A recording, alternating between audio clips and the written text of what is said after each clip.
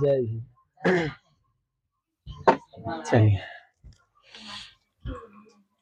कोई तारीफे नहीं, सब है ना, वो सब पिछला साल वाला सब ठीक थी।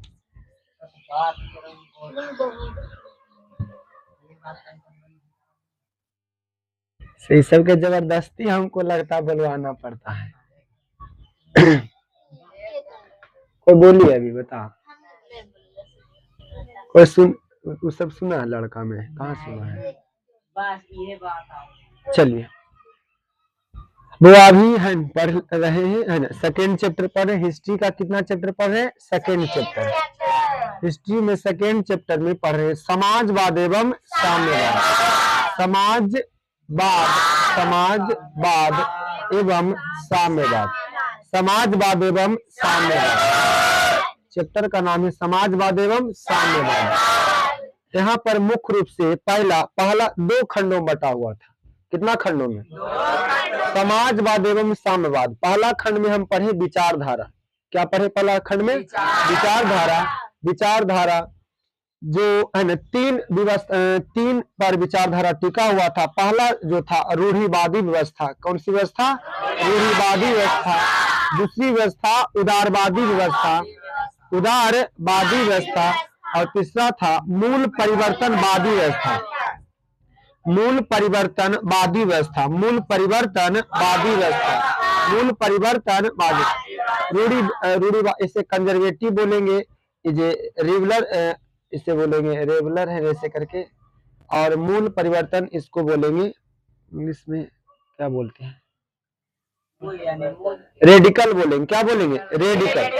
मूल परिवर्तन में क्या बोलेंगे? रेडिकल। क्या बोलेंगे? रेडिकल। छोड़िए, समझिए, रूढ़िवादी, उदारवादी और मूल परिवर्तनवादी। रूढ़िवादी क्या चाहेगा कि हमारा समाज में जैसे व्यवस्था चल रहा है पहले से, उसमें कोई परिवर्तन ना हो। वो व्यवस्था में वो जो नियम है, वो कानून है, वो पहले जैसा ही क्या करे? चले। उसमें परिवर्तन की जरूरत नहीं है। तो कौन चाहेगा? रूढ़िवादी व्यवस्था। या नियम गलत हो वो भी है, चलेगा। ये कौन चाहेगा? रूढ़िवादी। दूसरा क्या है? उदारवादी। उदारवादी चाहेगा कि थोड़ा उसमें क्या हो? सही हो, लेकिन पूर्ण रूप से व्यवस्था वो खत्म ना हो। चलिए, तीसरा व्यक्ति क्या है? मूल परिवर्तनवादी है। मूल परिवर्तनवादी ये चाहेगा जो भी समाज में गलत कुरीतियां जो है, भावना विचारधारा है, वो पूर्ण रूप से क्या हो जाए? हट जाए। ये कौन चाहेगा? मूल परिवर्तनवादी। मूल परिवर्तनवादी। इनमें पढ़े थे कि इनमें 4 व्यक्ति मुख्य रूप से आए थे, है ना। सेंट साइमन, पहला कौन आए थे? Saint Simon. दूसरा चार्ल्स फॉरियर। तीसरा लुई वाला और रॉबर्ट वाला। Saint Simon, Charles Fourier, Louis वाला कहाँ के थे? फ्रांस के। और रॉबर्ट ओवन कहाँ के थे? इंग्लैंड के, है ना। सेंट साइमन का क्या मत था कि, है ना, प्रकृति को सभी को मिलजुल कर क्या करना चाहिए? दोहन करना चाहिए।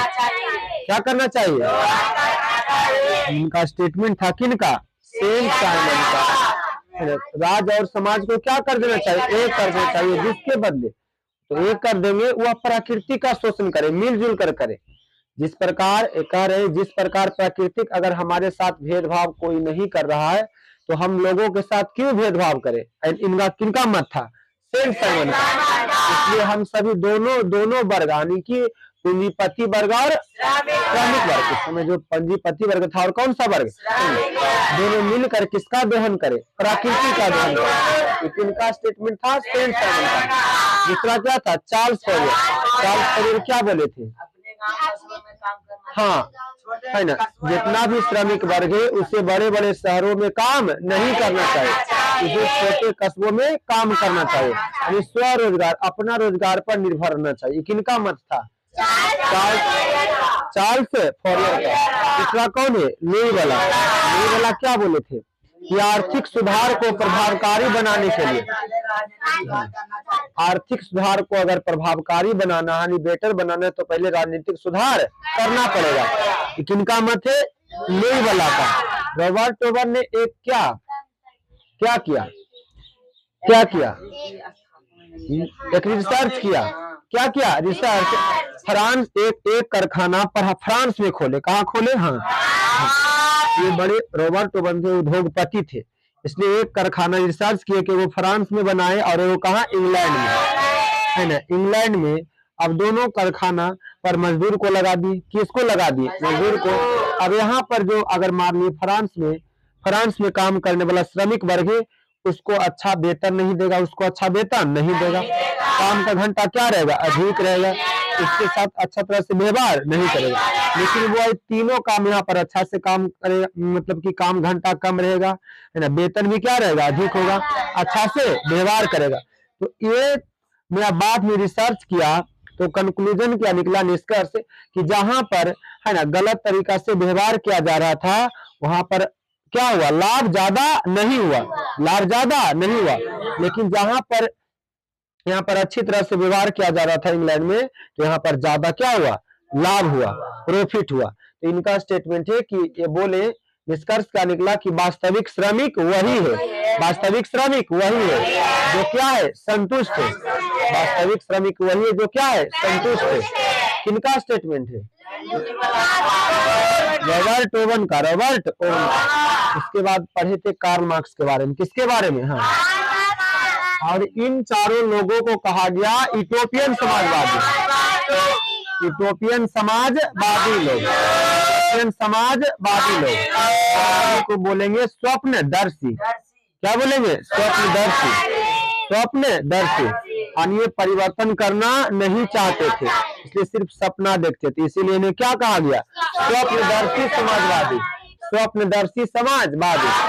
ये राजनीतिक व्यवहारिक गुण से कोई लेना देना नहीं था, यानी संघर्ष की बात नहीं करते थे। अब इनके विपरीत कौन आए? Karl Marx. कौन आए? कार्ल मार्क्स, है ना। ये भी समाजवादी विचारधारा के थे, लेकिन ये क्या बोले? वर्ग संघर्ष के। क्या किए? उसके बाद इनका जीवनी देखे। क्या देखे थे? जीवनी। कार्ल मार्क्स का जन्म कब हुआ था? 5 मई 1818 जर्मनी के राइन प्रांत के टियर नगर में, जर्मनी के राइन प्रांत के टियर नगर में। इनके पिताजी का नाम क्या था? हेनरिक। इनके पिताजी का नाम हेनरिक। ऐसे से क्या थे? ऐसे से क्या थे? किस धर्म से संबंधित थे? यहूदी से। इससे बाद में चलकर कौन सा धर्म का अपनाया? उसके बाद विधि की शिक्षा ग्रहण कौन किए थे? कार्ल मार्क्स कहाँ किए थे? बोन विश्वविद्यालय में। कब किए थे? 1844 ईस्वी। 1800। इसके बाद कहाँ चले गए? बर्लिन विश्वविद्यालय में पढ़ने के लिए।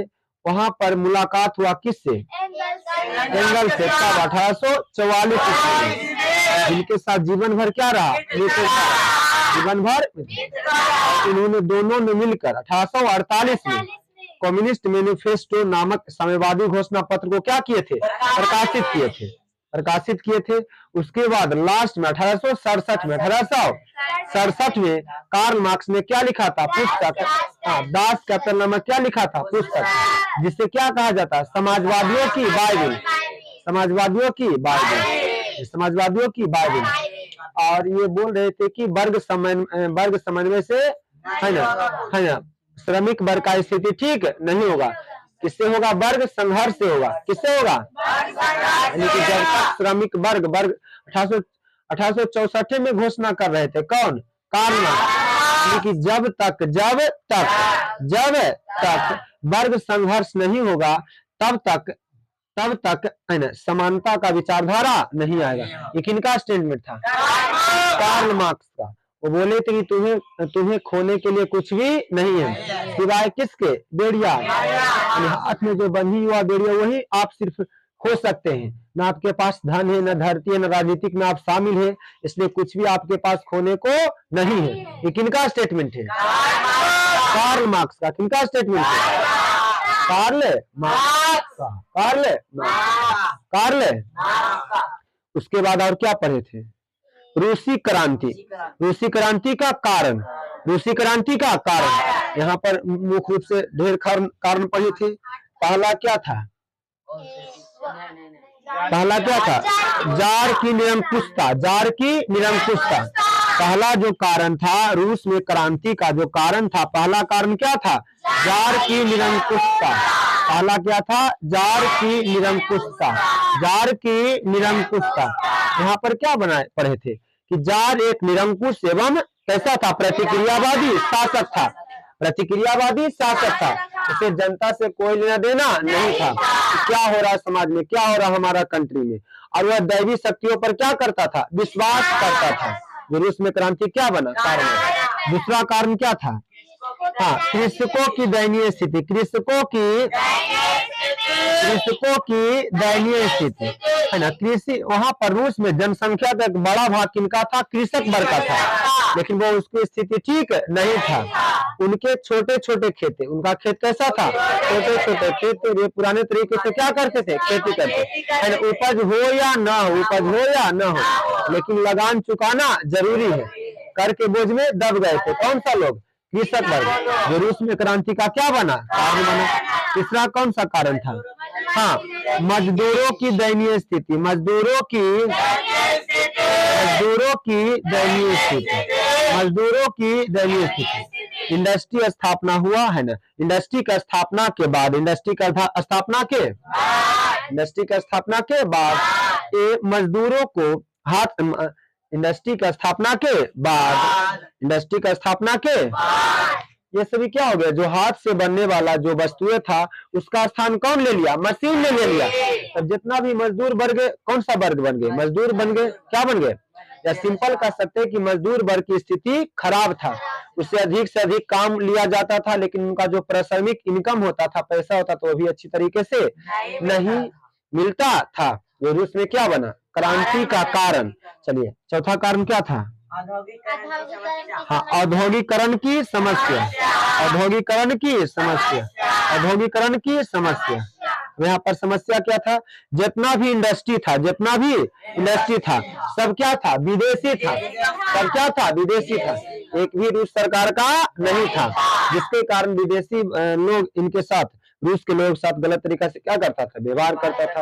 जो रूस में क्या बना? क्रांति का कारण। अगला रूसीकरण की नीति। तो गलत है ना, रूसीकरण की नीति। तो यहाँ पर नीति, यहाँ पर अलेक्जेंडर द्वितीय ने दास्ता प्रथा क्या कर दिए थे? इसी में ना है?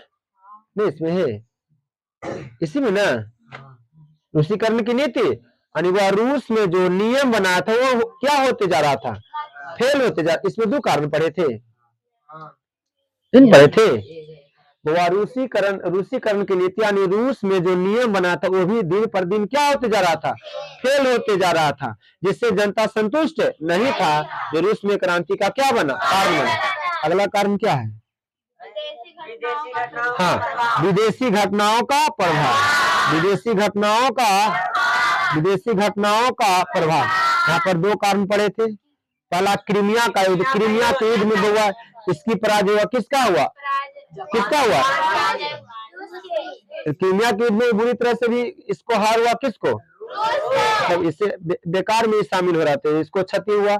उसके बाद रूस और जापान के बीच भी क्या हुआ? युद्ध हुआ। रूस और जापान के बीच भी युद्ध हुआ। तो इसमें किसका हार हुआ था? रूस देश का हुआ। तो यहाँ पर दूसरा में हमें क्वेश्चन बन जाता है कि रूसी खूनी रविवार से आप क्या समझते हैं? यहाँ पर 2 नंबर के बनता है। दूसरा कारण में रूस और जापान के ऐतिहासिक युद्ध में वो घटना है खूनी रविवार। कौन से रविवार? तो यहाँ पर आएगा परीक्षा में, खूनी रविवार किसे कहते हैं? खूनी रविवार किसे कहते हैं? खूनी रविवार किसे कहते हैं? तो हम क्या लिखेंगे? रूस और जापान के बीच ऐतिहासिक युद्ध में, रूस और जापान के बीच ऐतिहासिक युद्ध में जापान ने रूस को क्या कर दिया? हरा दिया। जापान ने रूस को क्या कर दिया? हरा दिया। जापान ने रूस को क्या कर दिया? जो भी सेना बचा हुआ था सैनिक फटे कुचे हाल में जब अपना देश पहुंचा तो जनता उसे देखकर क्या हो गया? आश्चर्यचकित हो गया। लेकिन ये रूस की सरकार छुपाना चाह रहा था। क्या करना चाह रहा था? अब पहले से स्थिति क्या था? खराब था। क्या था? खराब था। क्या था? तब लोगों ने संगठित होकर, रूस की जनता संगठित होकर, लोग रोटी दो नारे के साथ, कौन सी नारा के साथ? रोटी दो नारा के साथ जार का एक महल है। जार का क्या है? महल। उस महल का नाम क्या हुआ? सेंट पीटर्सबर्ग, है ना, सेंट पीटर्सबर्ग, है ना, सेंट क्या है? पीटर्सबर्ग, सेंट क्या है? पीटर्सबर्ग। यहाँ पर लोग पहुंच गया, लेकिन जार ने इन निहत्थों लोगों पर क्या किया? अंधाधुंध गोलियां बरसाई, जिसमें लगभग हजारों लोग क्या हो गए? मारे गए। वह नए कैलेंडर के अनुसार 9 जनवरी 1905 और पुराने कैलेंडर के अनुसार ना, पुराने कैलेंडर के अनुसार 9 जनवरी 1905, नई कैलेंडर के अनुसार 12 जनवरी 1905। वह दिन क्या था? रविवार था। वह दिन क्या था? रविवार। जिसे क्या कहा गया? खूनी रविवार की घटना। नहीं पूछेगा परीक्षा में, खूनी रविवार से ही, समझ गया ना? तो यहाँ तक हम क्या कर चुके हैं? पढ़ चुके थे। चलो अब यहाँ पर अभी तक एक भी, अभी पिछला चैप्टर, फर्स्ट चैप्टर पढ़े फ्रांस के बारे में, इटली की क्रांति, जर्मनी क्रांति, यूनान क्रांति। लेकिन जो भी देश में राष्ट्रवाद भावना या एकीकरण जो भी मार्ग प्रशस्त कर रहा था, बगैर नायक के नहीं हो रहा था। अभी तक जब तक ये चैप्टर पढ़ रहे, अभी एक भी नायक का नाम एंट्री नहीं आया। एक नायक आया है, लेकिन कौन? कार्ल मार्क्स आए हैं। कौन आते हैं? कार्ल मार्क्स आते हैं। लेकिन और एक धमाकेदार के साथ एंट्री मारते हैं लेनिन महोदय। कौन मारते हैं? अभी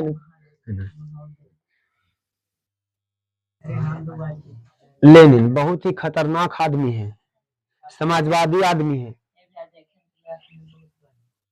हाँ तो मतलब वही खतरनाक, मतलब अच्छा से खतरनाक, खराब से खतरनाक नहीं, तो खराब।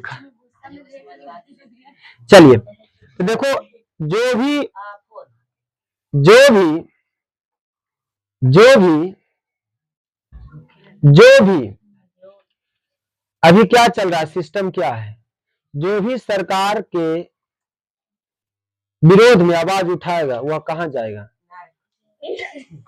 नर्क जाएगा, जेल जाएगा। जो भी सरकार के विरुद्ध आवाज उठाएगा, जो भी सरकार के विरुद्ध आंदोलन करेगा, जो भी सही को सही बोलेगा और गलत को गलत बोलेगा, तो उसे सरकार क्या करेगा? जेल। जैसे अभी पिछला एक आध महीना पहले की बात है, छोटा सा लड़का है ना, कौन चीज नाम है नहीं पता है ना, बहुत अच्छा नहीं बताए थे, नरेंद्र मोदी के सही को सही मतलब कि क्या बोला था नहीं याद है मुझे। लेकिन बताओ, अभी 8 साल का 8 क्लास का बच्चा है, बताओ, उसको FIR हो गया। FIR क्या हो गया? उस पर क्या हो गया? FIR, यानी कि सरकार के विरुद्ध आप आवाज नहीं उठा सकते हैं। अब उसी प्रकार यहाँ पर लेनिन महोदय, हम लेनिन के समझा रहे हैं। लेनिन एक समाजवादी है, समाजवादी के साथ व्यवहारिक भी है। कैसा है? व्यवहारिक, यानी सेम टू सेम बिस्मार्क जैसा है। किसके जैसा है? कौन? लेनिन। यहाँ पर अभी के परिवेश में समझो, पहले छोड़ दीजिए, अभी सिस्टम वैसे, अभी के परिवेश, हिस्ट्री का मतलब है कि पहले जो हुआ अभी से लिंक करके समझेगा तब समझ में आएगा, ऐसे नहीं, ऐसे तो पीछे लबतिया हो जाएगा। हिस्ट्री पढ़े से क्या होगा? इंटरलॉक करना है, समझ गया ना? पहले ला परिवेश पहले कैसे होता था, अभी से देखो। पहले भी अगर सरकार के विरुद्ध, देखो यहाँ पर लेनिन उसी प्रकार हुआ। लेनिन भी समाजवादी विचारधारा का था, व्यवहारिक था। वह चाहता था कि रूस में हमारा राष्ट्रवाद हो। कैसा हो? राष्ट्रवाद हो, राष्ट्रवाद हो, पूंजीपति वर्ग का जो शासन है उसका जो प्रभाव वो क्या हो गए? हटे। लेकिन जार निकोलस द्वितीय ने ऐसा देखते हुए उसे रूस से ही हटा दिया। कहाँ हटा दिया? किसको हटा दिया? इसको भी, आयु बेचारा भाग गया। अब स्विट्जरलैंड ये पहुंच गया। कहाँ पहुंच गया? स्विट्जरलैंड। फर्स्ट चैप्टर में पढ़े थे ना भी मेजनी के बारे में, स्विट्जरलैंड गया था। अब लेनिन भी बेचारा कहाँ चल गया है? स्विट्जरलैंड। अब वहां से ही आंदोलन कर रहे हैं।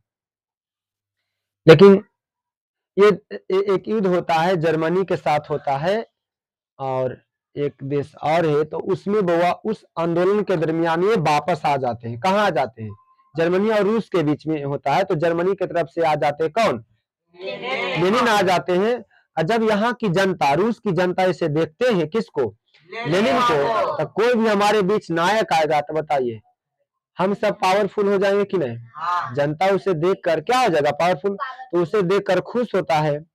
तब लेनिन के तरफ सब लोग हो जाता है और वह एक जोरदार लेनिन क्या करते हैं, आंदोलन करते हैं भूमि शांति और रोटी के साथ, और आखिरकार रूस को एकीकरण में क्या हो जाते हैं, सफल हो जाता है। कौन? तो और देखेंगे बीच में है ना, तो पढ़ते हैं लेनिन के बारे में, कैसा व्यक्ति है।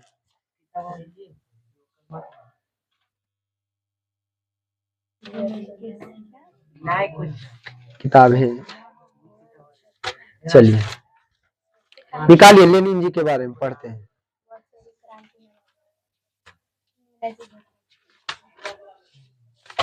चलिए बोल्शेविक क्रांति, इसी को बोलेंगे नवंबर की क्रांति।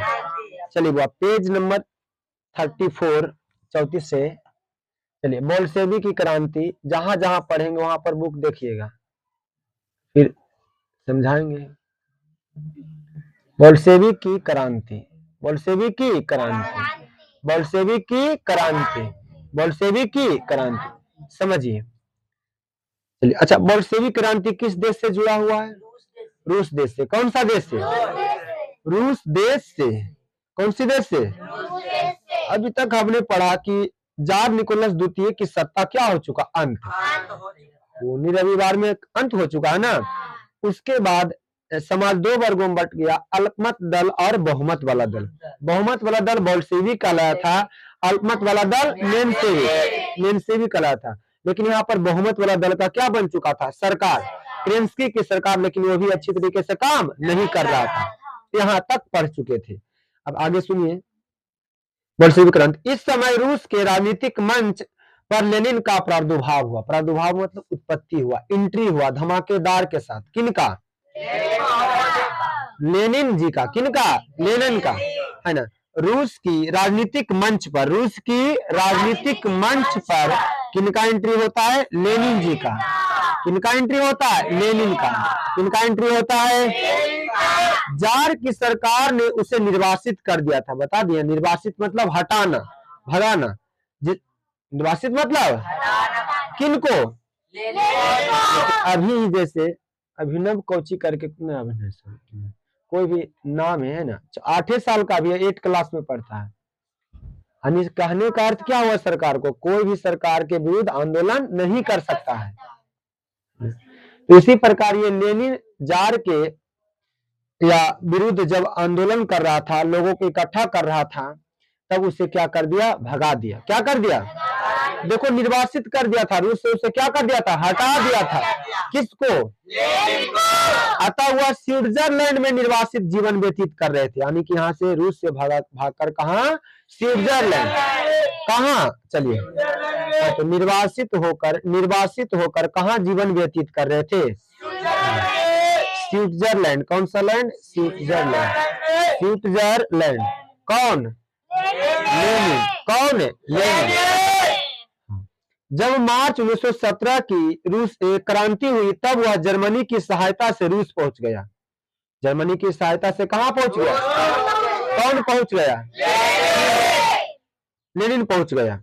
अप्रैल 1917 में जब वह पेट्रोग्राद पहुंचा, तब रूस की जनता उत्साह से बढ़ गया। उसे देखकर खुश हो गया, उत्साह से बढ़ गया। लेनिन ने घोषित किया कि रूसी क्रांति पूरी अभी नहीं हुई, सिर्फ जार का सत्ता ही अंत नहीं है, बल्कि स्वतंत्रता, समानता और बंधुत्व का भाईचारा लाना है सभी को। वहां पर, कहां पर? रूस में। अभी पूर्ण रूप से रूस स्वतंत्र नहीं हुआ है। कौन ऐसा बोल रहा है? लेनिन बोल रहा है। कौन बोल रहा है? अतः एक दूसरी क्रांति अनिवार्य है। उसने बोल्शेविक दल का कार्यक्रम स्पष्ट किया, जो अप्रैल थीसिस के नाम से प्रसिद्ध है। परीक्षा में पूछता है, अप्रैल थीसिस किसने लिखा था? लेनिन ने। अप्रैल थीसिस किसने लिखा था?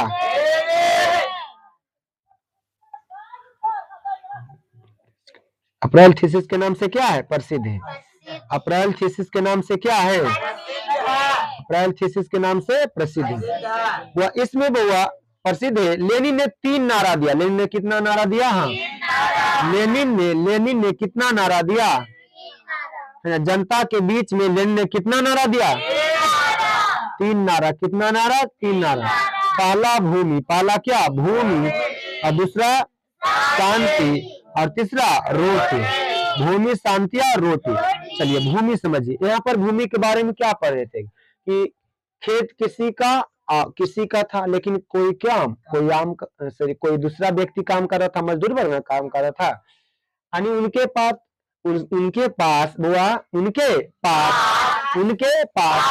सत्ता, संसाधन, शक्ति नहीं था। किनके पास? श्रमिक वर्ग के पास ना। यानी भूमि भूआ बंटवारा किसी एक व्यक्ति के पास था और सभी लोगों के पास नहीं था। जो भी संसाधन था, भूमि संसाधन ये किसी एक वर्ग के पास था, सभी वर्गों में समान बंटवारा नहीं था। तो भूमि के लिए अब उसके बाद शांति जो होता, लड़ाई होते रहता है, कला होते रहता, इससे शांति हो, मतलब ये क्रांति से क्या होगा? शांति होगा। और तीसरा होगा सभी को क्या मिले? रोटी मिले, अन्न मिले, भोजन मिले। ऐसा कौन कह रहे हैं? लेनिन।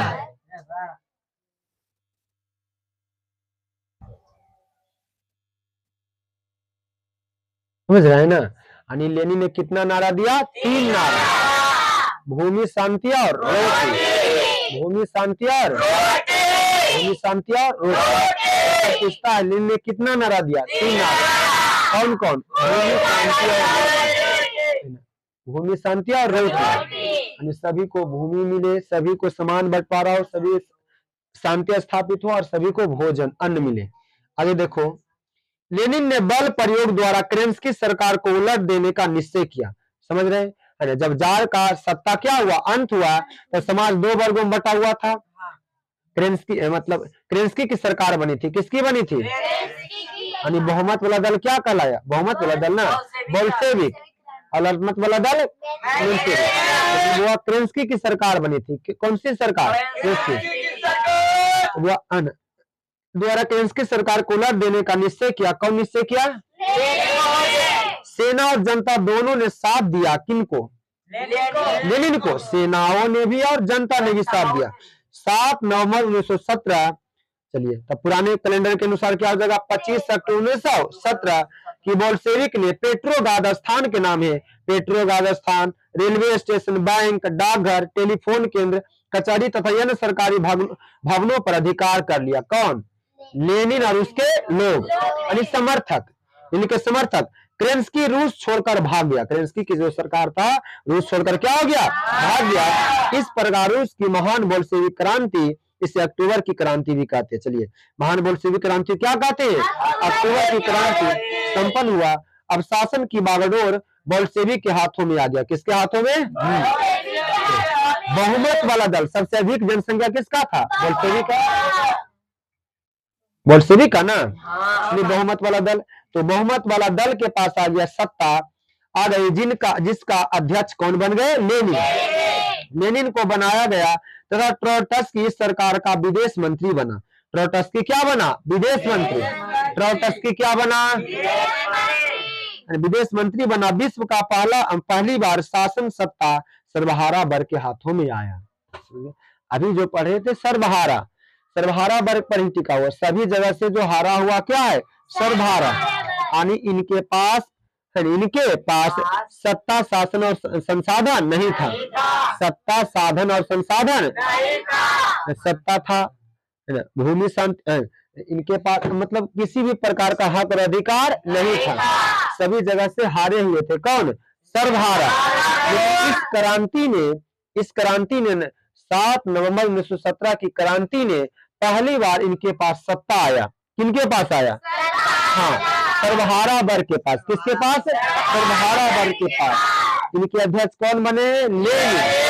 विदेश मंत्री कौन बना है? ट्रोट्स्की। सत्ता पर कब्जा करने के पश्चात बाद लेनिन और बोल्शेविक दल का उत्तरदायित्व और भी बढ़ गया था। सत्ता में आने के बाद लेनिन के समक्ष कई जटिल समस्याएं आ रही थी, परंतु उसने बहुत हद तक इन समस्याओं को निराकरण करने की कोशिश की। कौन? सर्वप्रथम उसने जर्मनी के साथ ब्रेस्ट-लिटोवस्क की संधि हुआ। चलिए, जर्मनी के साथ कौन सा संधि हुआ? ब्रेस्ट-लिटोवस्क की संधि। रूस और जर्मनी के बीच ना, रूस और जर्मनी के बीच ना। ब्रेस्ट-लिटो परीक्षा में पूछेगा, ब्रेस्ट-लिटोवस्क की संधि किनके साथ बीच हुआ? रूस और जापान के बीच। रूस और जर्मनी के बीच ना। चलिए परीक्षा में पूछेगा ब्रेस्ट लिटोवर्स की संधि किनके साथ हुआ, किनके बीच हुआ है ना। ब्रेस्ट ब्रेस्ट लिटोवस की संधि। चलिए परीक्षा में पूछेगा ब्रेस्ट लिटोवस की संधि किन दो देशों के बीच हुआ, रूस और जर्मनी के बीच। हाँ, रूस और जर्मनी के बीच, रूस और जर्मनी के बीच। लेकिन कौन करवाया था, लेनिन। कौन करवाया था, लेनिन। चलिए इस संधि के में सोवियत रूस को लगभग 1/4 भूभाग गंवाना पड़ा, परंतु देना पड़ा था ना किसको, रूस को। परंतु लेनिन प्रथम विश्व युद्ध से बाहर हो गया तथा उसने अब आंतरिक समस्याओं पर अपना केंद्रित किया, यानी अपनी रूस की समस्या पर केंद्रित किया। कौन, इस समय रूस में गृह युद्ध की समस्या भी उत्पन्न हो रहा था, यानी रूस देश में क्या होने लगा था, स्टार्ट हो गृह युद्ध, जिसमें अमेरिका, जापान, ब्रिटेन और फ्रांस ने हस्तक्षेप करते हुए सोवियत रूस पर आक्रमण कर दिया। परंतु लेनिन ने साहसपूर्वक इन विरोधियों का सामना किया। कौन, लेनिन। ट्रोट्स्की के नेतृत्व में एक विशाल लाल सेना का गठित किया। एकदम परीक्षा में पूछता है, ट्रोट्स्की विदेश मंत्री था उस समय, कौन था, तो परीक्षा पूछता है लाल सेना का गठन किसने किया, ट्रोट्स्की ने। लाल सेना का गठन किसने किया था, ट्रोट्स्की ने किया था। कौन किया था, परीक्षा में पूछेगा लाल सेना का जो गठन किया किसने किया था, ट्रोट्स्की। ट्रोट्स्की के नेतृत्व में एक विशाल लाल सेना गठित की गई। लाल सेना ने सफलतापूर्वक विदेशी हमले का सामना किया। दूसरी तरफ आंतरिक विद्रोह को दबाने के लिए चेका नामक गुप्त पुलिस संगठन बनाया। चेका नामक, यानी गुप्त रहेगा, किसी को पता नहीं चले, जहां भी विद्रोह उसे मार धार के आ जाना है, यानी किसी को पता नहीं चले, तब वह गुप्त पुलिस संगठन है ना। चेका, परीक्षा पूछता है चेका क्या है, व्हाट इज द चेका, चेका क्या, परीक्षा पूछेगा चेका क्या है, तब वह गुप्त पुलिस संगठन, गुप्त पुलिस संगठन, गुप्त पुलिस संगठन, गुप्त पुलिस संगठन, गुप्त पुलिस संगठन, गुप्त पुलिस, गुप्त पुलिस संगठन। इसमें होगा क्या, जहां भी विद्रोह हो रहा है, जहां भी मतलब गलत हो रहा है, तो यहाँ पर ही क्या करेगा संगठन, वहां पर आराम से उसको मार के क्या आएगा, भाग आएगा, पता किसी को नहीं चलेगा, पता किसी को चलने नहीं देगा। कौन, गुप्त पुलिस संगठन।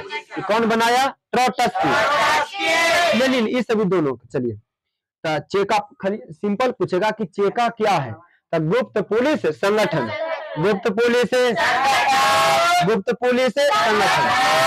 चलिए यह अचानक छापा मारकर विद्रोहियों को गिरफ्तार कर लेता था, समझ गया ना। यानी अचानक जो भी विद्रोही होता था, अचानक क्या करता था, उससे क्या कर लेता था, गिरफ्तार कर लेता था।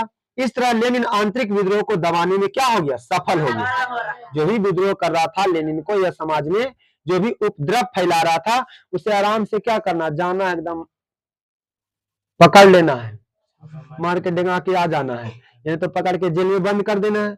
ऐसा गुप्त पुलिस संगठन कौन बनाया था, लेनिन। और ये क्या हो गया, अभी सफल भी हुआ। और आप चेंज आगे देखिए, लेनिन ने एक शक्तिशाली केंद्रीय सत्ता की स्थापना किया। सन 1918 में विश्व का पहला समाजवादी शासन स्थापित करने वाला देश रूस का एक नया संविधान बनाया गया। परीक्षा में यही पूछता है कि विश्व का पहला समाजवादी देश कौन है, रूस। विश्व का पहला समाजवादी देश कौन है, विश्व का पहला समाजवादी देश कौन है, विश्व का पहला समाजवादी देश कौन है, विश्व का पहला समाजवादी देश कौन है, पहला समाजवादी देश कौन है, रूस। रूस से कौन है वो, रूस में स्थापित हुआ, संविधान वहां पर लागू हुआ, सभी लोगों का समानता का अधिकार आया। इसके द्वारा रूस का नया सोवियत समाजवादी गणराज्यों का समूह के रूप में परिवर्तित किया गया। लेनिन ने एक राज्य में प्रतिनिधि सरकार की व्यवस्था की। प्रतिनिधि मतलब वोट के द्वारा, वोट के द्वारा सरकार का गठन किया जाएगा। राजनीतिक संगठन के सबसे निचले स्तर पर सोवियत नामक स्थानीय समितियां बनाई गई। सभी सोवियत के सदस्यों को मिलाकर एक राष्ट्रीय कांग्रेस का गठन किया गया, जिसकी कार्यकारिणी शक्ति का केंद्रीय समिति को सौंपा गया, यानी कि सरकार करेगा इनका शासन, मतलब संचालन। लेनिन इस समिति का अध्यक्ष बना था। मंत्रिमंडल का सबसे पहले वहां पर हुआ रूस में, मंत्रिमंडल के सदस्यों को चुनाव इस समिति के द्वारा होना निश्चय हुआ। लेनिन के नए संविधान के द्वारा 18 वर्ष से अधिक उम्र वाले सभी नागरिकों को मताधिकार देने क्या हुआ, प्राप्त हुआ। समझ गए ना? सभी दोनों क्या हुआ, वोट देने का क्या हुआ, अधिकार प्राप्त हो गया। इस तरह काम करने के अधिकार को संवैधानिक अधिकार बनाया गया। उत्पादन के साधन पर अब जो भी उत्पादन होगा निजी स्वामित्व समाप्त कर दिया गया। निजी स्वामित्व क्या कर दिया, यानी किसी जो भी उत्पादन होगा तो निजी जो होगा पर्सनल होगा, किसी का नहीं होगा, सभी का हक और अधिकार होगा। उद्योगों पर मजदूरों का नियंत्रण स्थापित किया गया। पहले तो पूंजीपति वर्ग था, किसका था, उद्योग पर कारखाना पर जो कब्जा था किसका था, पूंजीपति वर्ग का। लेकिन इसके स्थान पर अब मजदूरों का भी नियंत्रण रहेगा, बैंक रहेगा, बड़े बड़े उद्योग, जल, परिवहन एवं रेलवे का राष्ट्रीयकरण किया गया, यानी देश का सरकार का हिस्सा बनाया गया। यानी किसी पर्सनल व्यक्ति का जो भी बड़ा बड़ा संस्थान है ना, वो नहीं रहेगा, वो सरकार का रहेगा। किसका रहेगा, देखिए शिक्षा पर से चर्च का अधिकार समाप्त कर दिया। अब देखो चर्च शिक्षा वाला जबरदस्ती ईसाई धर्म को प्रचार कर रहा था, ये कौन बनाया, तो राजा बनाया है, कोई भगवान मतलब भगवान बनाया है, मतलब चर्च वाला बनाया है। ये चर्च ब्रेन वॉश कर रहा था सभी को, लेकिन ये सभी अब क्या कर दिया गया, समाप्त कर दिया गया, समाप्त कर उसका भी राष्ट्रीयकरण कर दिया गया। Paragraph change. इसी तरह लेनिन ने शासन के नियमों में परिवर्तन करने के साथ ही बोल्शेविक दल का नाम बदलकर साम्यवादी दल दिया गया।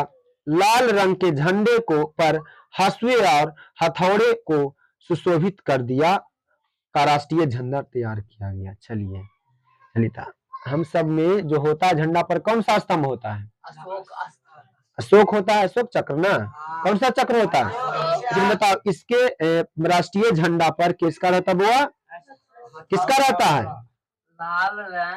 लाल रंग का झंडा नहीं, कैसा झंडा है, लाल रंग के झंडे पर हसुआ और हथौड़ा का चिन्ह रहेगा। हसुआ यार कहाँ के झंडा में, रूस का, रूस की राष्ट्रीय झंडा में उसे सुशोभित कर दिया गया, देश का राष्ट्रीय झंडा तैयार किया गया। उसके बाद यह झंडा साम्यवाद का प्रतीक बन गया। अगर चेंज। अब लेनिन के समक्ष एक और नई समस्या भूमि को पुनर्वितरण की थी, यानी भूमि अभी तक बंटवारा नहीं हुआ, भूमि का बंटवारा अभी नहीं हुआ है।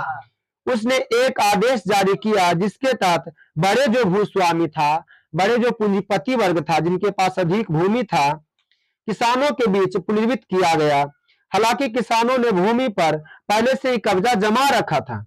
इस आदेश द्वारा लेनिन ने उसे सिर्फ वैधता प्रदान करनी थी। क्या कर दिया, वैधता। तो जिसके पास जो खेती कर रहा था पहले, अब किसान का होगा, किसका होगा, बगैर वैधता के कोई काम हो सकता है, भले कब्जा रहे, लेकिन वैधता मतलब मान्यता, वैधता मतलब जब तक मान्यता प्राप्त नहीं होगा, जब तक कभी भी मार सकता है तुमको।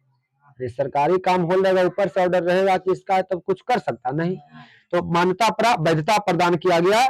लेनिन के इस कदम की आलोचना हुई किनके द्वारा, पूंजीपति वर्ग द्वारा नहीं होगा, पूंजीपति वर्ग द्वारा होगा ना आलोचना, क्योंकि समाजवादी अर्थव्यवस्था में भूमि पर राज्य का नियंत्रण होता है। लेकिन लेनिन ने यह जवाब दिया कि किसान बहुमत में थे, क्योंकि उनका जनसंख्या क्या है, ज्यादा है, जबकि बोल्शेविक दल अल्पमत में थे। Paragraph change. उत्पादन की समस्या के निपटारे के लिए लेनिन ने इडियोत्तर साम्यवाद को लागू किया।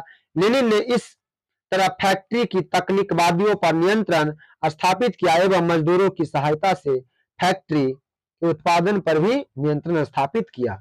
इस तरह किसानों पर भी नियंत्रण लगाया गया एवं किसानों से बलपूर्वक अनाजों की वसूली की जाने लगी। फिर से वही घटना हो गया, समझ गए ना। फैक्ट्री में श्रमिक अब हड़ताल पर कड़ाई से प्रतिबंध लगाया गया, परंतु इधर साम्यवाद के विरुद्ध रूस में भयंकर प्रतिक्रिया हुई। जबरदस्ती वसूली के भय से किसानों ने अपना अनाज जलाना क्या कर दिया, शुरू कर दिया।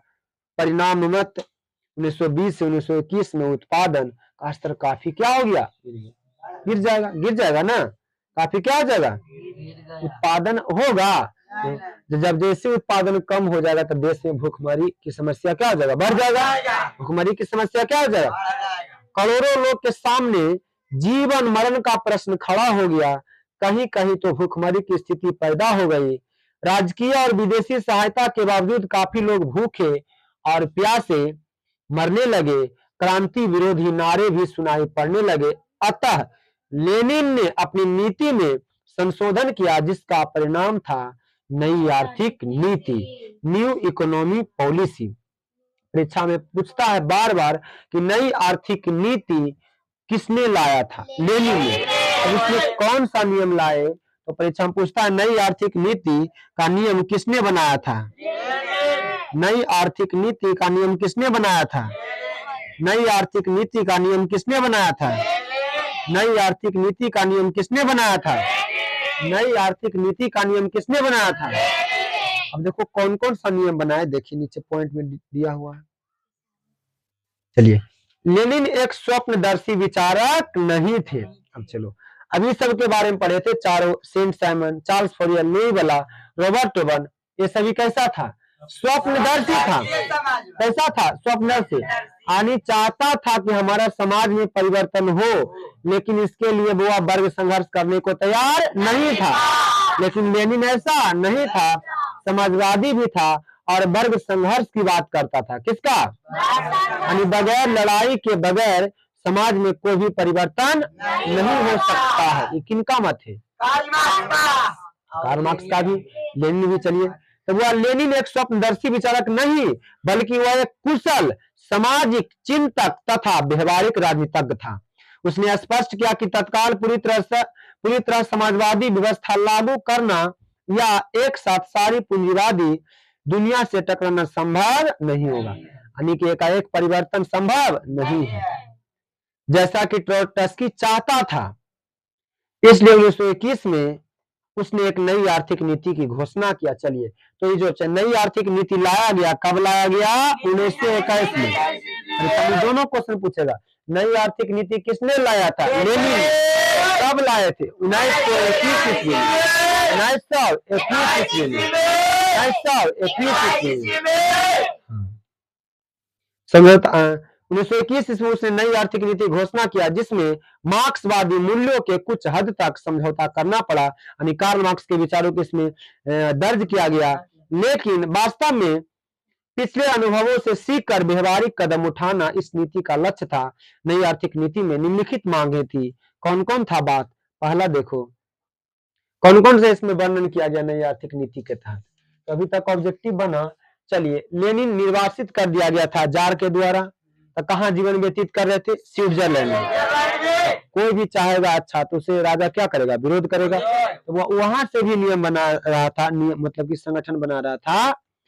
लेकिन रूस और जर्मनी के बीच ऐतिहासिक युद्ध में जर्मनी की तरफ से क्या हो गया, शामिल हो गया, जहां जनता इसे देखकर बहुत खुश हुआ। क्या हुआ, उसके बाद धीरे धीरे लेनिन ने 3 नारा दिया, भूमि, शांति और रोटी। वहां से आंदोलन करना प्रारंभ कर देते हैं। उसके बाद ये ब्रेस्ट लिटोवस की संधि भी करते हैं। किसके बीच होता है, रूस और जर्मनी के बीच। उसके बाद उसी समय बोल्शेविक दल के बाद इनका पहली बार जब ये लड़ाई किए तो सर्वहारा वर्ग के पास क्या आया, शक्ति आया, शासन आया। तो और उस समय विदेशी मंत्री कौन बने, ट्रोट्स्की। और ये वो लाल सेना क्या किए थे, गठन किए थे। लाल सेना गठन किसने किया था, ट्रोट्स्की। और यह चेका भी बनाए थे। चेका क्या था, गुप्त पुलिस संगठन, यानी किसी पर भी अटैक करेंगे और जो भी विरोधी होगा उसे बुआ क्या करेंगे, दबा देंगे। ये लेनिन का ये सब बनाया था। और तो इस प्रकार विश्व का पहला समाजवादी देश कौन बना था, रूस। विश्व का पहला समाजवादी देश कौन बना।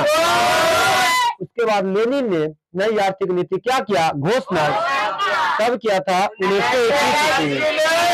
ये प्रमुख मांगे हैं। पहला देखिए, किसानों से अनाज ले लेने के स्थान पर एक निश्चित कर लगाया जाए। कर हो लेकिन अनफिक्स ना हो, एक फिक्स हो कि है ना, अगर 1 मन होता तो आपको 5 किलो मिलेगा। कितना मिलेगा, 5 किलो। नहीं कि जबरदस्ती जितना 1 मन लीजिएगा, ऐसा टैक्स हम नहीं देंगे। तो ये नियम बनाया गया कि किसानों से अनाज ले लेने का स्थान पर एक निश्चित कर लगाया गया। बचा हुआ जो अनाज होगा, जो भी बचेगा वह किसान का होगा। किसका होगा? और वह इसका मनचाहा इस्तेमाल कर सकता है। पहला नियम क्या लाया नई आर्थिक नीति में? परीक्षा में पूछेगा नई आर्थिक नीति के नियमों को लिखे। कौन कौन सा मांग था? लिखेंगे, इसमें आएगा दीर्घोत्तरीय प्रश्न में। समझ गया ना? नई आर्थिक नीति से आप क्या समझते हैं? तो पहला क्या लाया कि किसानों से जो जबरन टैक्स वसूला जा रहा था जितना मनचाहा, लेकिन उसके स्थान पर एक निश्चित कर लगाया गया। क्या लगाया गया? निश्चित कर लगाया जाएगा, और जो भी बचेगा, जो भी अनाज बचेगा, वो उसका मनचाहा इस्तेमाल कौन कर सकता है? किसान। पहला मांग था। दूसरा देखिए, यद्यपि यह सिद्धांत कायम रखा गया कि जमीन राज्य की है, फिर भी व्यवहार में जमीन किसान की होगी। चलो, राज्य किसका है? सॉरी, जमीन किसका है? राज्य का। लेकिन जो व्यवहार करेगा, जो प्रयोग करेगा, जो इस्तेमाल कर रहा है, जो जुताई कर रहा है, वो उसका होगा। अर्थात किसका होगा? किसान का होगा। अर्थात किसका होगा? जिसको व्यवहार में ला रहा है, जो काम में ला रहा है, तो यानी किसान का खेत होगा। किसका होगा? चलिए, ये दूसरा थ्योरी था। तीसरा क्या है? 20 से कम कर्मचारियों वाले उद्योग पर व्यक्तिगत रूप से चलाने का अधिकार मिल गया। यानी कि एक इंडस्ट्री है, वहां पर 20 व्यक्ति काम कर रहा है। क्या कर रहा है? 20 व्यक्ति मजदूर वर्ग काम कर रहा है। तो वो अगर 20, जिस फैक्ट्री में अगर 20 व्यक्ति काम कर रहा है अलग से, तो अब उसका पर्सनल हो जाएगा, यानी इस पर कोई प्रेशर पूंजीपति वर्ग का नहीं रहेगा, अर्थात वो 20 व्यक्ति का हो जाएगा। समझ गए? यहाँ पर क्या बोला कि 20 से कम कर्मचारी वाले उद्योगों को, सॉरी 20 से कम कर्मचारी वाले उद्योगों को व्यक्तिगत रूप से चलाने का अधिकार मिल गया। समझ गया ना? यानी जहां पर 20 से कम कर्मचारी काम कर रहा है, तो वहां पर अपना मनचाहा इस्तेमाल कर सकता है, इंडस्ट्री में कुछ भी कर सकता है। समझ गए? तीसरा था। चौथा क्या है? उद्योगों का विकेंद्रीकरण कर दिया गया। विकेंद्रीकरण मतलब विभाजित। हाँ, विभाजित कर दिया गया। क्या कर दिया गया? क्या कर दिया गया? निर्णय और क्रियान्वयन के बारे में विभिन्न इकाइयों की काफी छूट दी गई। निर्णय यानी कि देखो, यहाँ पर जो भी इंडस्ट्री में निर्णय लेगा वो पर्सनल व्यक्ति ले रहा था। कौन? पूंजीपति वर्ग ना। कौन ले रहा था? लेकिन अब यहाँ पर जो भी निर्णय लेगा वह सभी लोगों के मत से होगा। यानी जितना भी कर्मचारी, अगर 20 कर्मचारी वहां पर काम कर रहा है, तब 20 के मत से निर्णय क्या करना पड़ेगा? लेना पड़ेगा। और कुछ भी परिवर्तन करना है, क्या इंडस्ट्री में काम करने कैसे करना है, क्या करना है, तो इसमें सभी के मर्जी से होगा, एक पर्सनल व्यक्ति से नहीं होगा। पर क्या कर रहा है कि उद्योगों का विकेंद्रीकरण कर दिया गया। निर्णय और क्रियान्वयन के बारे में विभिन्न इकाइयों की काफी छूट दी गई है। छूट दी गई यानी कि इसमें अब पर्सनल व्यक्ति नियम नहीं बना सकता, सभी के मर्जी से चलना पड़ेगा। चलो, ये चौथा मांग था। पांचवा क्या है? विदेशी पूंजी भी सीमित तौर पर आमंत्रित की गई। विदेशी पूंजी भी सीमित तौर पर क्या कहिए? चलिए आगे भी। छठा, व्यक्तिगत संपत्ति और जीवन की बीमा राजकीय एजेंसी द्वारा शुरू कर दिया गया। व्यक्तिगत संपत्ति जो है, पर्सनल जो संपत्ति है, जीवन की बीमा की राज्यकारी एजेंसी द्वारा क्या कर दिया गया? शुरू किया गया। सतमा, विभिन्न स्तरों पर बैंक खोले गए। क्या खोले गए? विभिन्न स्तरों पर, सभी जगह क्षेत्रों पर बैंक खोले गए। 8वां नंबर, ट्रेड यूनियन अनिवार्य सदस्यता समाप्त कर दिया गया। और है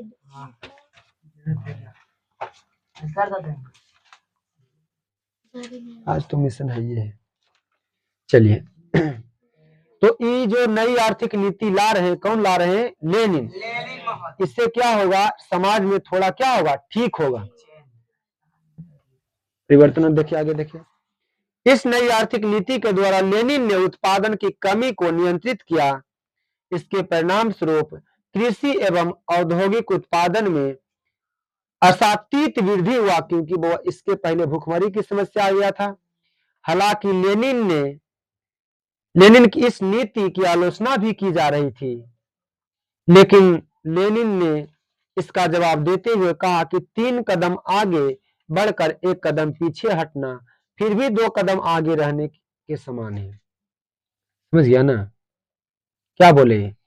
3 कदम आगे बढ़कर 1 कदम पीछे हटना फिर भी 2 कदम आगे रहने के समान है ना। कौन बोल रहे हैं?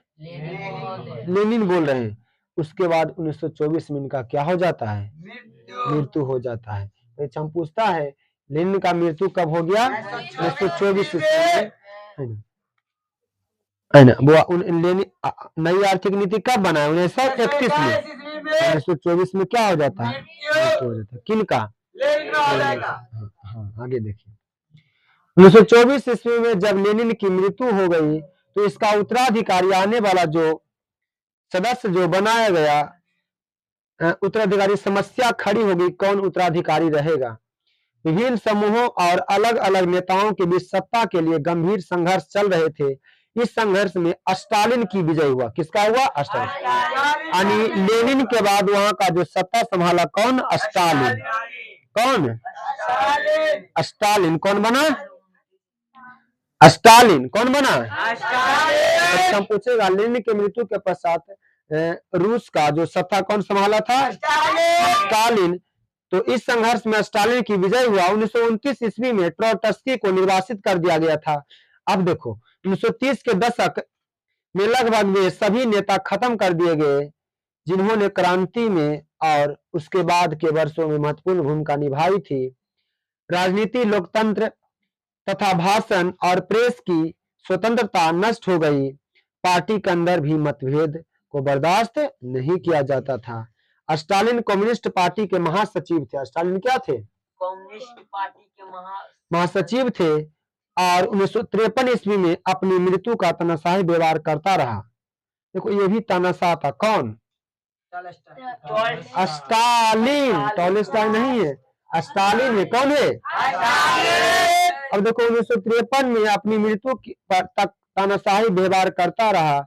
इन घटनाओं को सोवियत संघ यानी रूस में समाजवाद का निर्माण पर प्रतिकूल प्रभाव पड़ा और इसमें ऐसी विशेषता उभरी जो मार्क्सवाद और क्रांति के मानवतावादी आदर्शों के विपरीत थी।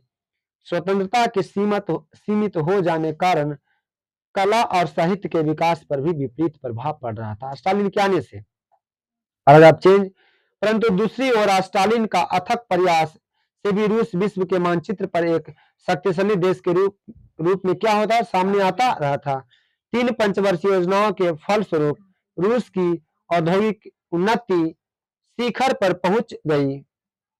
कृषि की आधुनिकीकरण हुआ। यानी अब यहाँ पर जो भी कृषि किया जा रहा है आधुनिकीकरण के प्रयोग करके किया जा रहा है तथा विज्ञान की उन्नति हुआ। द्वितीय विश्व युद्ध समाप्त होने के बाद यानी द्वितीय विश्व युद्ध कब से? 1939-1945 के बाद होने द्वितीय विश्व युद्ध समाप्त होने से पहले ही रूस को एक महान शक्ति माना जाने लगा। अभी भी विकसित है। युद्ध काल के सम्मेलन में रूजवेल्ट और चर्चिल के साथ स्टालिन भी भाग लेता था। इस प्रकार 3 दशकों में यानी 3 दशक मतलब 30 साल ना, 3 दशक मतलब 30 साल 3 दशकों में ही तिरस्कृत, आक्रांता और कमजोर रूस विश्व का एक महान शक्ति के रूप में क्या आया? उभर कर आया और वहां का मेहनत कश जनता, जो मेहनत करने वाला जनता था, जनता में क्रांति में अस्थायी रूप से अपने जड़ें जमा ली।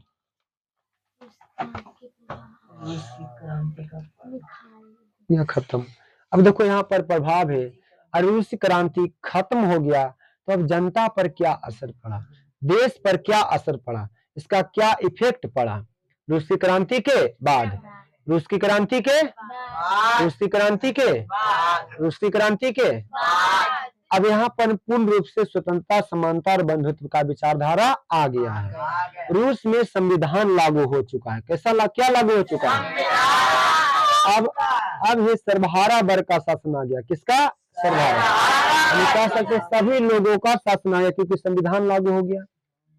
अब देखो यहाँ पर इसका प्रभाव क्या पड़ा। देखो इस क्रांति के पश्चात श्रमिक अथवा सर्वहारा वर्ग की सत्ता रूस में स्थापित हो गई। यानी कि श्रमिक वर्ग जो था, सर्वहारा वर्ग भी, मध्यम वर्ग भी, मजदूर वर्ग सभी का सत्ता आ गया तथा इसे अन्य क्षेत्रों में भी आंदोलन को प्रोत्साहन दिया गया।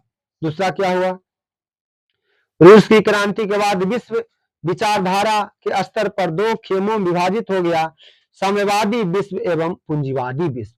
साम्यवादी विश्व एवं हाँ, इस क्रांति ने बहुत जो विचारधारा को जन्म दे दिया, साम्यवादी विश्व एवं पूंजीवादी विश्व। इसके पश्चात यूरोप भी दो भागों में विभाजित हो गया, पूरा यूरोप, पूर्वी यूरोप एवं पश्चिमी यूरोप, पूर्वी यूरोप एवं धर्म सुधार आंदोलनों के पश्चात और साम्यवादी क्रांति से पहले यूरोप में वैचारिक आधार पर इस तरह का विभाजन नहीं देखा गया था। आगे देखिए, द्वितीय विश्व युद्ध के पश्चात पूंजीवाद विश्व का सोवियत रूस के बीच शीत युद्ध की शुरुआत हो गई। शीत युद्ध क्या होता है? घृणा से जलना, जलन से युद्ध करना। वह विकास कर रहा तो विकास न होगा, विकास है ईर्ष्या से जलना, उसे देकर क्या होना, उसे क्या बोलेंगे? शीत युद्ध। वो विकास न करे, उद्देश्य विकास न करे, इसे क्या बोलेंगे? शीत युद्ध। समझ गए? आगे देखिए, यह एक वैचारिक युद्ध था जिसमें पूंजीपति गुटों के नेताओं संयुक्त राज्य अमेरिका तथा साम्यवादी गुटों का नेता सोवियत रूस था। इसे चलिए देखिए, तो वह शीत युद्ध की शुरुआत हुई और आगामी 4 दशकों तक दो विभाजित शस्त्रों का होड़ चलती रही है। इसे देखिए, आगे देखिए, चौथा पॉइंट, रूसी क्रांति के पश्चात आर्थिक नियोजन के रूप में एक नवीन आर्थिक मॉडल आया।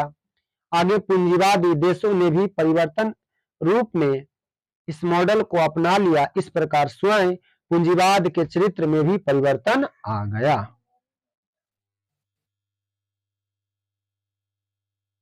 आगे देखिए, पांचवा पॉइंट, इस क्रांति के सफलता ने एशिया और अफ्रीका में उपनिवेश मुक्त को भी क्या कर दिया? प्रोत्साहन दिया। यानी रूस की क्रांति ने जो भी उपनिवेश स्थापित किया हुआ था उस पर भी अब वह आंदोलन करने के लिए तैयार थे, प्रोत्साहन दिया, क्योंकि सोवियत रूस की साम्यवादी सरकार ने एशिया और अफ्रीका के देशों में होने वाले राष्ट्रीय आंदोलन को वैचारिक समर्थन प्रदान किया। अब देखो, यहाँ पर लास्ट करते करते हमें अगला चैप्टर के बारे में समझा दिया। यहाँ पर देखो, रूस की क्रांति हुआ 1917 में। अब देखो, यहाँ पर भी अंग्रेज का शासन रहेगा। किसका शासन? अंग्रेज का शासन रहा। अगला चैप्टर जो पढ़ेंगे हिंद चीन में राष्ट्रवाद, तो वहां पर अब देखो, यहाँ पर अब जो भी लड़ाई होगा, किसको लेकर लड़ाई होगा? तो किसको लेकर बुआ?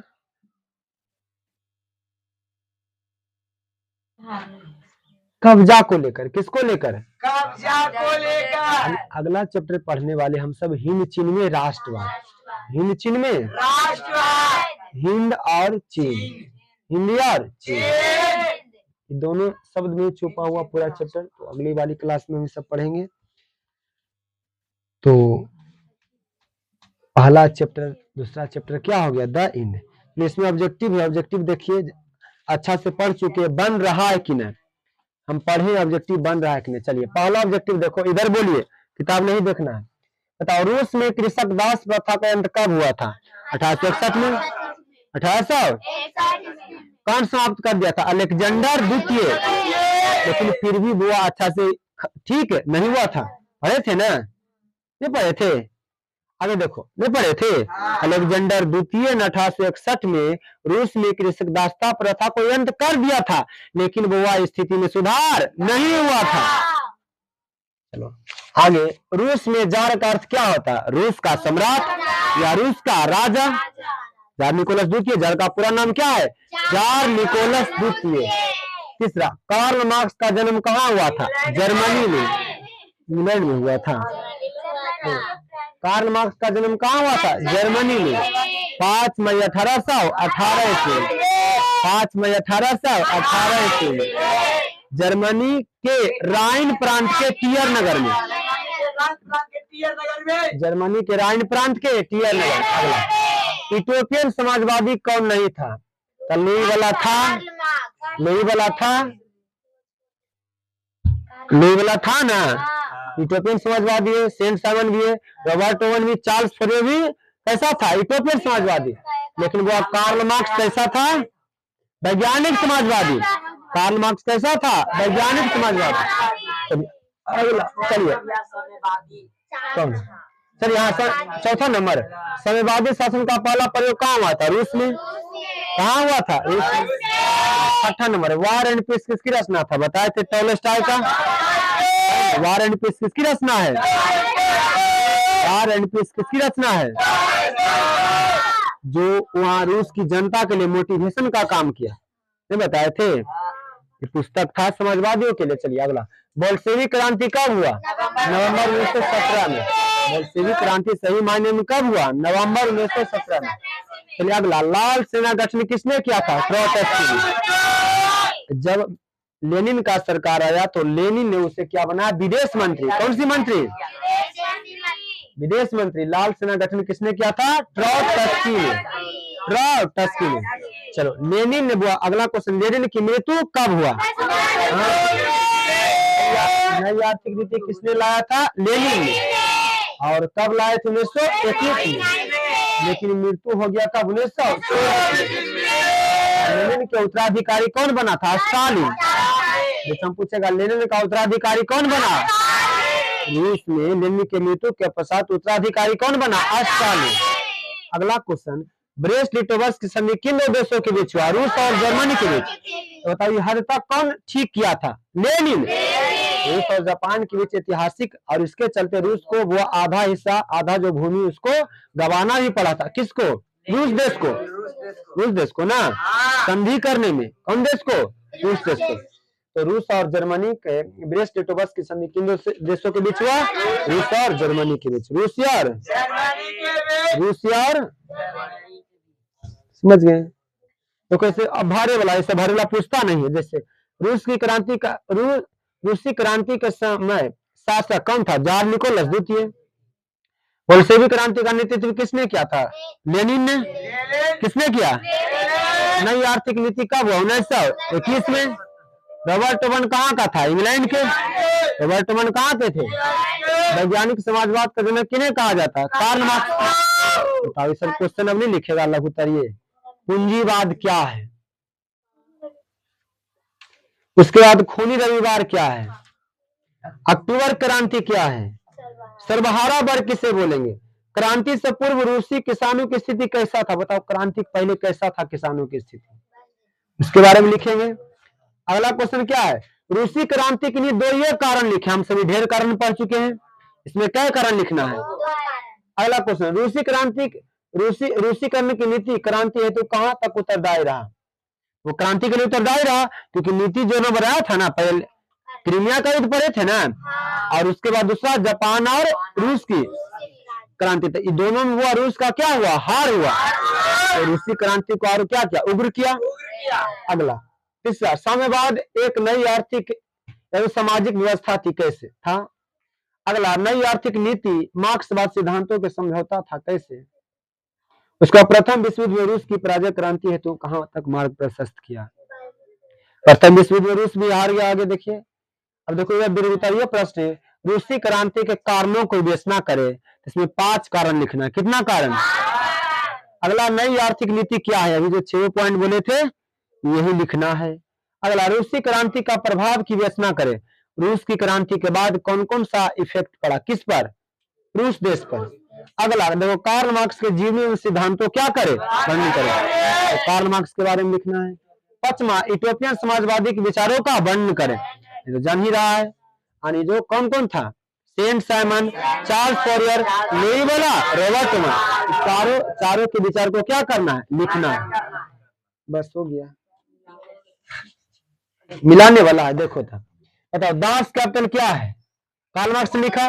दास कैपिटल किसने लिखा था? Karl Marx. चेका क्या था? गुप्त पुलिस संगठन। किसी पर भी जहां भी विद्रोह कर रहा होगा उग्रवादी, उसे हम दबा देंगे, उसे पकड़ लेंगे, जेल में क्या कर देंगे? बंद कर देंगे। कौन लाया था? लेनिन। कौन लाया था? तो चलिए, और नई आर्थिक नीति कब लागू हुआ? 1900। तो डेट नहीं दिया था, लेनिन लाया था। कौन लाया था? नई आर्थिक नीति कौन लाया था? कब लाया था? 1921 में। 1900। यानी तीसरा क्या हो जाएगा? अंगा। तीसरा क्या हो जाएगा? अंगा। चलिए चौथा, कार्ल मार्क्स की मृत्यु कब हुआ? अब देखो, जन्म हुआ 5 में 1818 ईस्वी में। तब मृत्यु कब हो गया? 1883 ना। अब चलिए, स्टालिन की मृत्यु 1953 में। स्टालिन की मृत्यु कब हुआ? स्टालिन की मृत्यु कब हुआ? 1943 में। समझ गए ना? है कि 1953? स्टालिन की मृत्यु कब हुआ? 1963 में। जब कार्ल मार्क्स का मृत्यु हुआ 1883 ईस्वी में, और जन्म हुआ 5 में 1818। इस प्रकार पहला चैप्टर, दूसरा चैप्टर क्या हो गया? दैनिक। अगला चैप्टर क्या है? हिंद चीन में राष्ट्र। हिंद चीन में यहाँ पर भी एकदम पढ़ेंगे, यहाँ पर बहुत अच्छा से पढ़ेंगे ना, कि कम से कम 3 से 4 दिन ये भी क्लास लगेगा। चलिए ठीक है। जय भैया। जय हिंद।